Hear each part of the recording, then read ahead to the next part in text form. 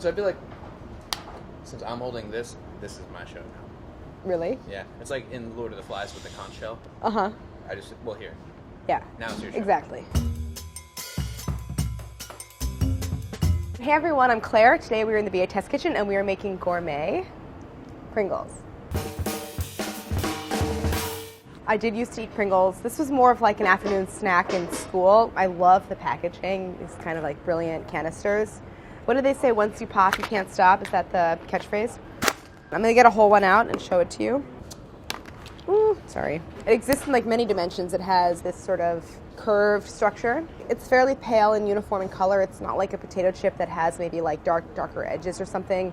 And it has lots of little tiny bubbles all across the surface. That's what's gonna make it seem really, really crunchy when you bite down on it.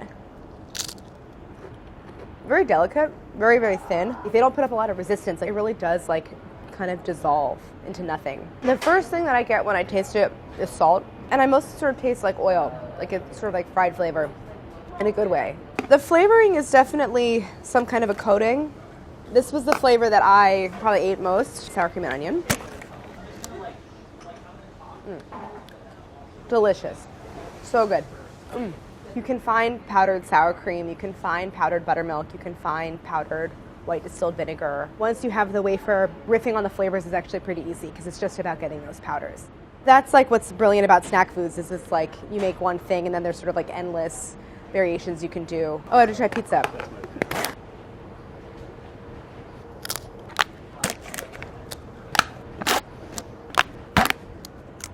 They do like make me very happy.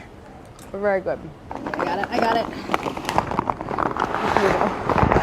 Because it's curved in two directions, I want to flatten it. That worked. So it is an oval. It's like 6.8 centimeters and 5.4 centimeters wide. So I'm sort of making a template.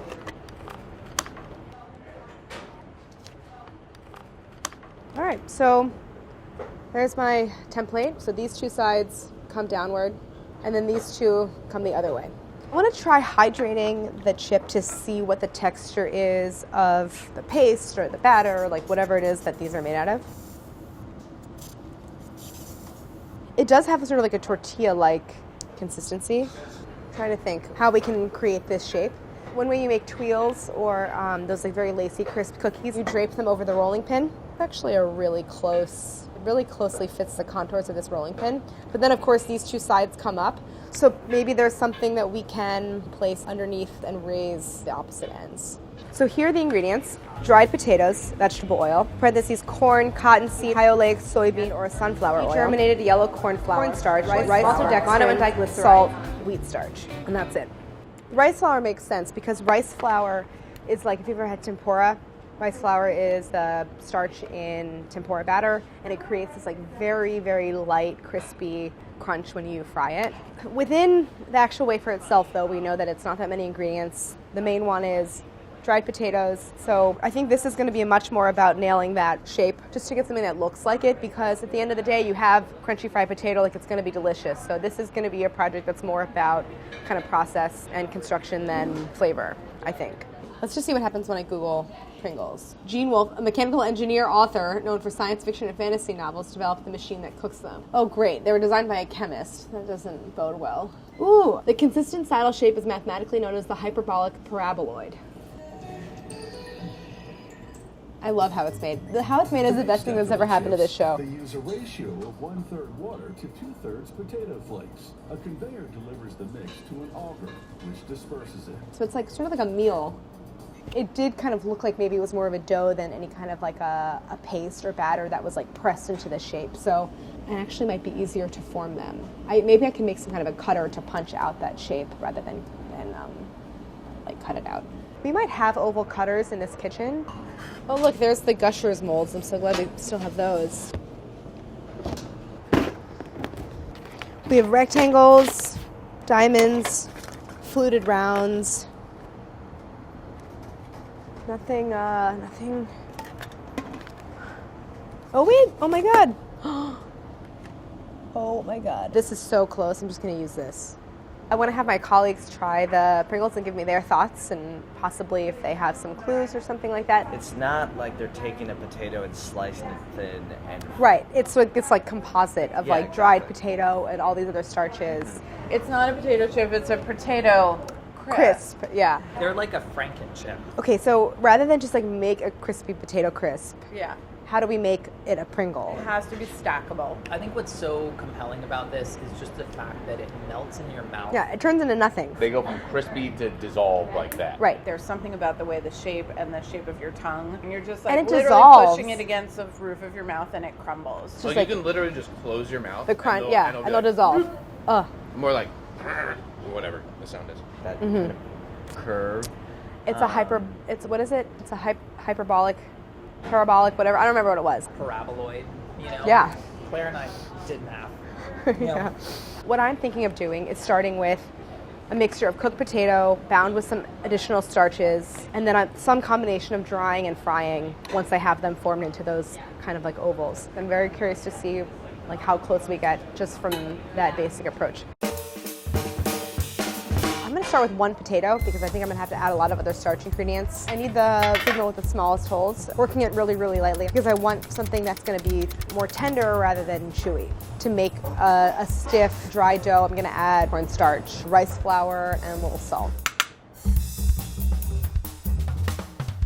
So the problem so far is that I can see that there's still like noticeable separation between the potato bits and the starch. But I'm just gonna go ahead and continue to work with this as a test. Because I know that I need an extremely paper thin dough, I'm gonna use the pasta extruder to roll it out.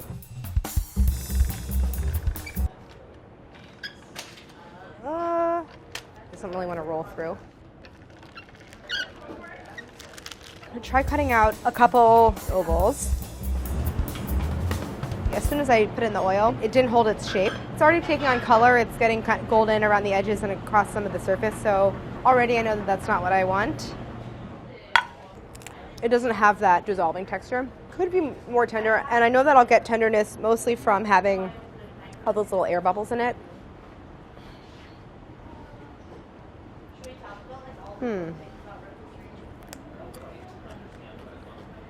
I want to see what happens if I add a little bit of baking powder to make those little bubbles.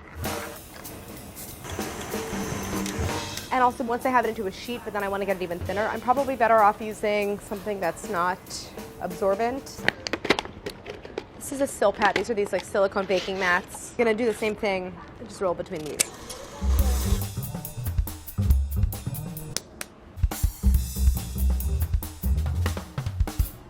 So it's not taking on color as fast, which is good, but it does have those little tiny bubbles. Getting these also sort of like larger bubbles, that's something I want to avoid because that's going to affect my ability to stack them. The color is not that different, right? It genuinely looked like you broke that one chip in half. In half, really? Are we done? Did we already done? Yeah. Did we already Done. finish? Okay. Hold on, I need Chris to... It's not as tender. There's not as many air bubbles. Not quite as tender. I mean, it's very pretty close. good. It's very close. Yeah. It's kind of like shattering in your mouth the way a standard potato chip Yeah. would, a little bit more so than Sorry. a Pringle. Not that you were in the middle of anything. No, it's cool. That second test felt like weirdly close as to like be a fluke, but I just like keep going until otherwise deterred. I want to try forming them to see if I can get at least some kind of shape. Maybe I won't go for the, what do they call it? Paraboloid. But at least something curved. I want to basically try frying it very, very briefly at a low temp, letting it set and form over this rolling pin, and then frying it again. It's losing its shape immediately.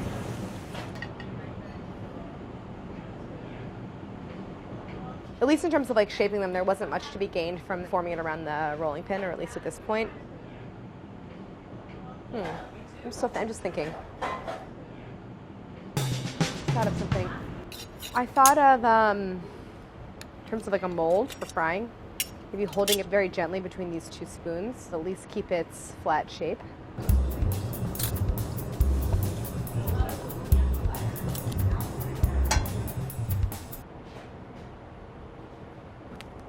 It's really like not as crispy I think having it between those spoons meant there was some moisture loss. So I think I'm gonna try it again. Maybe fry it, take it out while it's still pliable, put it between the spoons, and then put it back in the oil. Obviously, this took on color kind of according to the pattern of like the slots in the spoon. It did crisp up much more though, which is good. It doesn't quite have that quality of like you can eat it without chewing. You have to kind of bite down on it.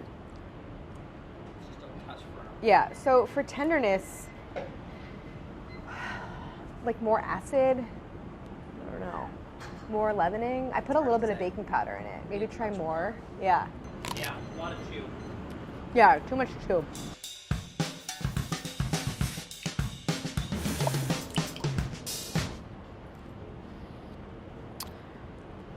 I don't know, I mean,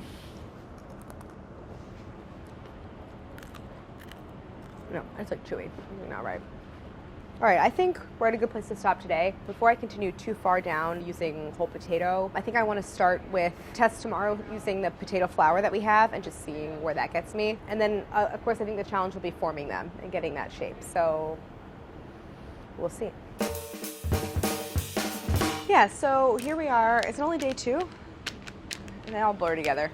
We're here bright and early on day 2, so not too many people in the test kitchen yet, but we're gonna get started. I wanna try using just potato flour. It seems like from the research that this is more of the product that like Pringles are actually made from in the factory. So just wanna see what happens when I mix this with the other starches and add water and kind of create a dough that way.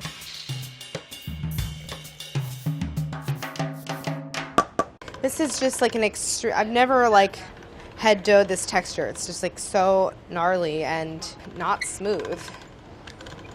It is flattening out nicely. Ooh, lots of curling. Wow, it really, you guys see how much it expanded? It got huge. It has almost a texture of like, you know, like a shrimp chip or something like that. Just so bubbly. Definitely much more tender than the versions we tried yesterday. Actually really good.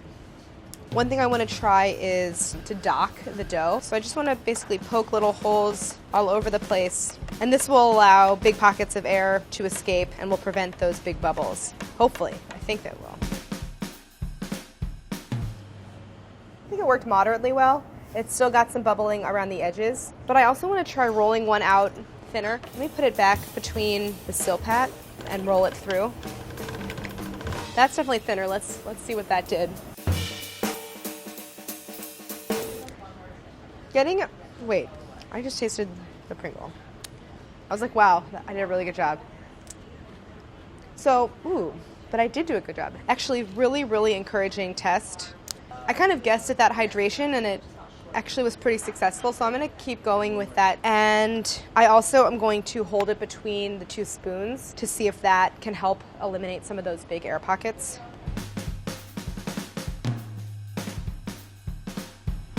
The 2 spoons have definitely compressed it, but I think that's a good thing because it's almost like I was getting too much air in the chip. And actually what I'm getting a little bit is the texture of the silpat from rolling it out. It's kind of amazing. It like almost completely dissolves. I feel like it's like very Pringle-y. It's very Pringly. I actually feel like. Here, do you want to? Texture is very good. Do you want to compare it to the original? Or so at least I feel like this is the closest I've come to the right thickness. Very close, Claire. Like weirdly close. Weirdly close. How do you feel about having ridges instead of tiny little bubbles? bubbles? I think I'll be able to get rid of the ridges because the ridges is literally this. It's like the texture of the. So crazy. So I'm just going to put parchment in between and keep roll it out. I have to focus on shape now. I was doing a little reading online. Apparently the shape is actually important to the way that the Pringle itself functions. It's not just visual. It helps create like a very strong chip so that when you stack it, that bottom chip doesn't break under the weight of the ones on top of it. I don't really know the math of it. Paraboloid. So I think I need to make a mold, and it has to be a mold that I'm able to put into the fryer, so I have to make it from metal or something that's heat safe. This is flexible, and maybe I can create something out of this. We're just going to play around for a little bit. I don't even know how to get into this.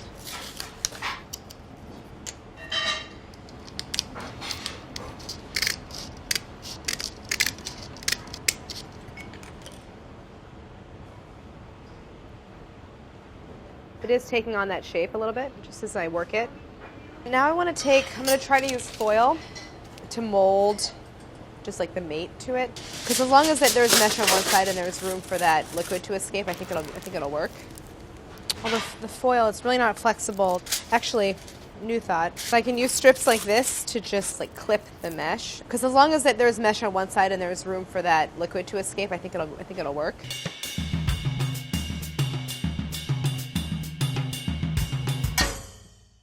For the first shot, some success. It does have that shape. The problem with it is that it doesn't have a uniform texture. You can see where the foil strip was holding it against the mesh, and then in the other places next to it, it kind of like puckered up and bubbled a little bit. I think you need something full contact.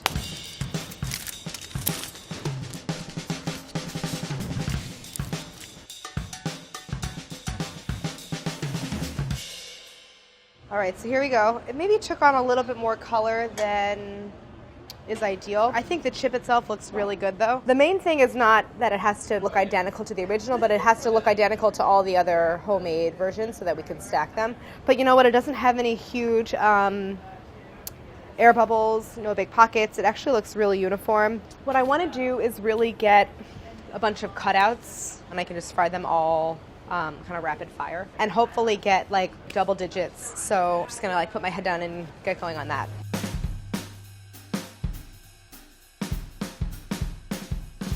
Shockingly close to a Pringle. Yeah, like we're there, I think. It just is a pain in the ass to make. Did you figure out the hyperparabolic? Oh, I sure did.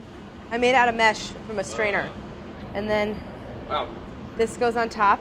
What's the budget like for this series for you destroying different things in the kitchen? You know, in James Bond, Q has all the technology. Yes. You need a Q. It's kind of Brad, but first of all, he's not here, and second of all, it's usually not that helpful.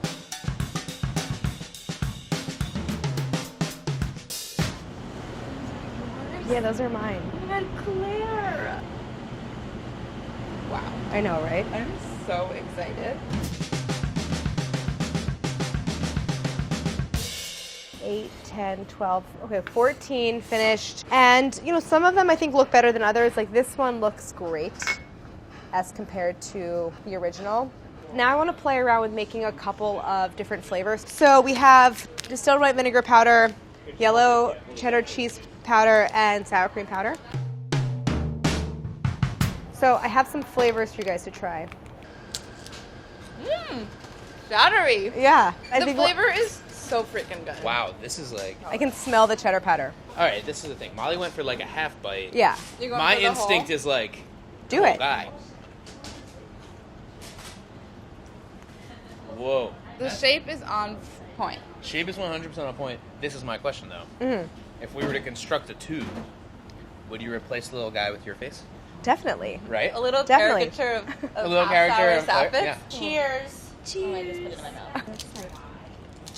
Shape there. Shape there. Flavor there. I think it's a little bit thicker, but I really couldn't roll it any thinner. Like I was rolling it in the pasta roller on the thinnest setting between two sheets of stuff. Like also in the factory, they're rolled under 4 tons of pressure, so I wasn't quite able to get them that thin. We stand these ones. Yeah. Thanks, you guys. Oh my god. Okay, do you want? You are completely crazy. Yeah. Well, they make me. It's like overall just a little Help sturdy. myself to a little bit of this cheese powder. It's a Pringle. It's a Pringle. Overall, like not, I think among the like more difficult things to construct. It wasn't so much like a lengthy process in terms of time, but it is kind of labor intensive to just like hand punch and fry individually. You could go like crazy on the flavors with all the different kinds of powders and everything, but yeah. How do we wrap these episodes up? What do you want to say? I don't know. It's like thanks for watching. What do we say? Okay, here's how you make gourmet Pringles. Combine 50 grams potato flour, 10 grams cornstarch, 10 grams white rice flour, and half teaspoon kosher salt. Add 35 grams water and knead into a shaggy dough. Cover tightly in plastic and let rest 15 minutes. Knead again to incorporate dry bits, then pass dough through the widest setting of a pasta roller a dozen times, folding each time until dough is fully hydrated. Cut dough in half, then pass each half through roller 2 times on each setting until you reach the thinnest possible sheet of dough, cutting each piece in half again as it gets too long to handle. Working one piece at a time and keeping the other pieces of dough covered, pass dough through roller again on the thinnest possible setting between 2 cut pieces of silpat lined with parchment, brushing lightly with cornstarch to prevent sticking so that dough is almost see-through. Punch out ovals using a cutter and repeat process with remaining pieces of dough. Fry ovals one at a time, blanching first in 300-degree vegetable oil for 5 seconds to puff, then placing in a wire mesh and aluminum foil cage shaped in a hyperbolic paraboloid. Fry again for 60 seconds until crisp and lightly golden, then remove from cage, pat with paper towels, and lightly season with more salt. Repeat with all ovals of dough. Season chips with flavored powders of your choice. That's a record. You nailed it. Yeah. In other words. You did it. Okay. You crushed it. These are amazing Pringles. Claire, you are really good at making snack foods. Thank you. You should get your own show.